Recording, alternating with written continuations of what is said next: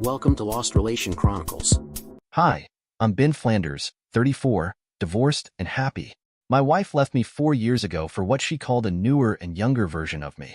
Her exact words were, "He's so much like you were before we got married. You used to bring me flowers, be romantic, and made me feel like the most important person in the world. But after 6 years, you've shown your true colors. I can't even remember the last time you took me to dinner. I'm sorry, but I'm not in love with you anymore. I just want out. I don't want anything from this marriage." He's wealthy and told me to claim nothing. I didn't argue or try to reason with her. My final words were, "Let me know when the divorce papers are ready. I'll sign them. I guess you'll be moving out today, so I'll go out for a while to give you time to pack." And just like that, my marriage ended. It's humiliating when your wife chooses another man over you, and for a while, I felt like less of a man. But I eventually got back into dating, and the positive feedback I got about my performance in bed boosted my ego. Maybe the compliments were just sweet talk from women seeing me as potential husband material, but I didn't mind. It helped me heal. That whole experience turned me into a skeptic about marriage, and I've since lost any desire to marry again. I know in the end I'll probably die in an old age home. Kids don't have much time for aging parents anyway. So, what would I really gain from marriage? Maybe a stable sex life and some companionship? Instead, I started paying college grads for casual sex, keeping my partners perpetually young while I aged. It wasn't a bad deal. Now, I date older women, 35 to 40, for companionship and hire younger women for sex. It's the best of both worlds without any emotional risk. I also got involved in community activities so I could be around children. There were questions in my mind right after the divorce. Where did I go wrong? What did he have that made me expendable as a husband? What made her treat me like dirt? I guess they got answered in some convenient manner inside my head, or got buried. I just know that I do not ask these questions now. There was an upswing to all this. As soon as she left me, I left my job and went into business for my own. I was a realtor. I was damn good at making people find their dream homes, and I did it much better when I did it for myself. Pretty soon serious money started pouring, and with my needs being so few, I kept on reinvesting that into business, and in these last 4 years, I have made 10 times of what I made in the last 6. I had not seen or heard from Kathy since the divorce became final. I did, however, see her parents around town quite often. I nodded politely to them when I saw them, but never struck up any conversation. Kathy was still living in the same town, but thankfully her new boy toy did not move around in the same circles as I did. It was about 3 years after the divorce became final that I heard from Kathy for the first time. "I want to talk," she said, as I picked up the phone. I could recognize her voice, but still asked, "Who am I talking to?" "It's Kathy. Have you forgotten my voice?" "Nah, I was not expecting your call, that's all. So, when can we talk?"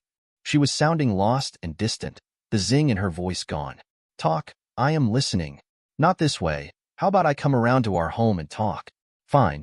Just let me know the address." "That is not funny. You do know where our home is. I have called our home number, and you are home." She was starting to get irritated. "Oh, you mean my house? This has not been a home in the last 3 years, and whatever it is, a house or a home, it is mine and not ours. You have crossed the threshold of this house, and this house no longer is ours." "Okay, can I come to your house and talk?" She was not fighting back, and it killed half the fun for me. "Sure. When do you want to stop by? Would half an hour be too soon? I do not want to come between any plans that you have made, but I do want to talk to you as soon as possible." "Okay, I'm here." That was the end of the telephone call. She turned up about half an hour later, still looking as beautiful as ever.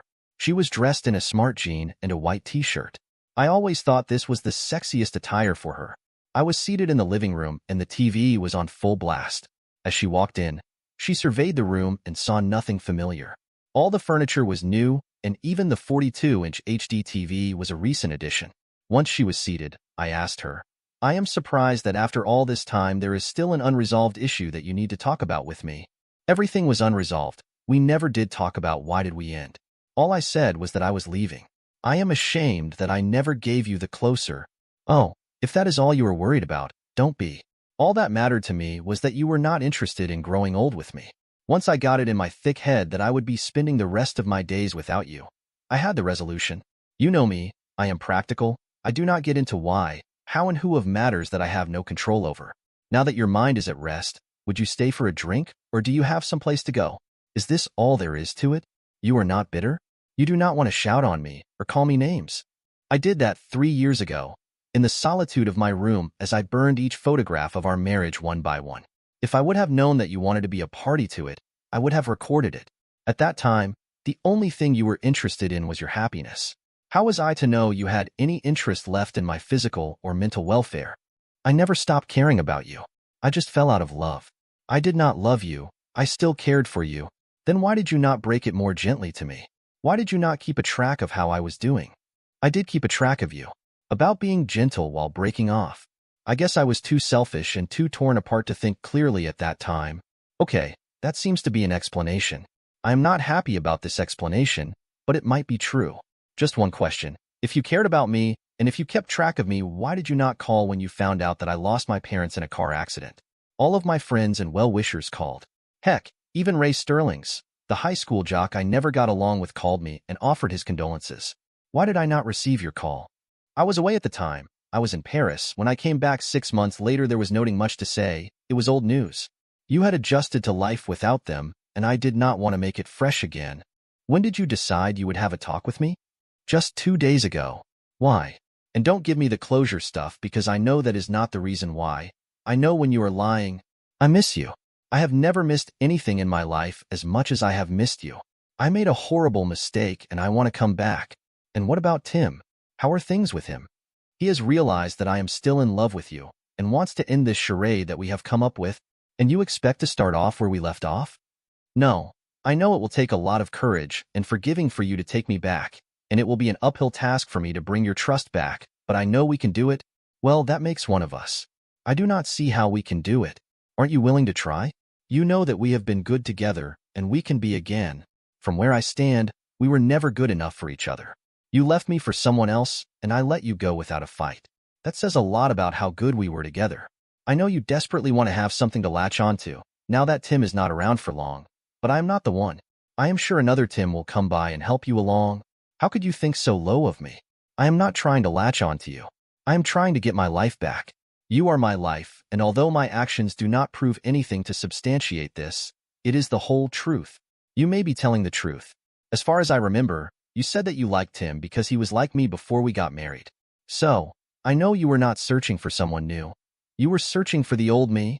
Thank God you understand. Oh, but I do understand, and only too well. I am still not the old me. The old me did not have to pay a heavy mortgage and could afford to take my girlfriend out on a regular basis. That girlfriend was you. The old me did not have to put in longer hours each week to keep up with the requirements of planning for a child that was supposed to be ours. The old me had a membership of a gym and spent good many hours there because he did not have obligations his wife to spend all the spare time he had with her. Come to think of it, I cannot compete with myself as a boyfriend after becoming a husband. I doubt if anyone can. Did Tim change into the married me when you moved in together? Yes, he did turn into the married you. She was being honest for the first time in so many years. I realized that I was a fool chasing after a rainbow. I guess it is the day for honesty, so I will come clean too. I was not without secrets and deceit. I knew all about your affair with Tim much before you told me. Our friends would come by and tell me that you were seen with someone in a motel or hotel, and I would ignore them because I knew you always came back to me. It was humiliating, but I always thought that I was better off with you than without you. When you left me, I was left with no option but to face life all alone, and I am happy to say that I am loving it. People do not laugh at me anymore. I get my fill of sex at the local singles bar. I spend all my money on myself. I do not have to think about 2 car payments anymore. In fact, if I was to take you back right now, I will be financial difficulty. I do not much spare income anymore. I have a business that demands reinvestment all the time. I do not have much spare cash as I buy property after property and renovate them. The sales are not too hot, and I have quite a few cold pieces lying around, but I am sure as economy picks up, they will sell off well. But the economy is not picking up anytime soon, is it? So, my actual income is very low. I lied through my teeth. Can you do with a guy who brings in just enough money to keep the food on the plate? I won't be able to afford your car payments or afford nice dresses and dinners either. In all possibility, you will have to get a job or start living miserly. She spoke her mouth to open, but I cut her off. Here's the thing. Even if you're okay with this arrangement now, you'll want out again in a year or so. So why should I even consider it? I'm not looking for anything long-term. You made the decision for me, and honestly, all I have to say is thank you for making it easier for me. She looked disheartened as I spoke, realizing I wasn't someone she could fool anymore. Dear listeners, please share your thoughts in the comments section below and don't forget to like, share, and subscribe.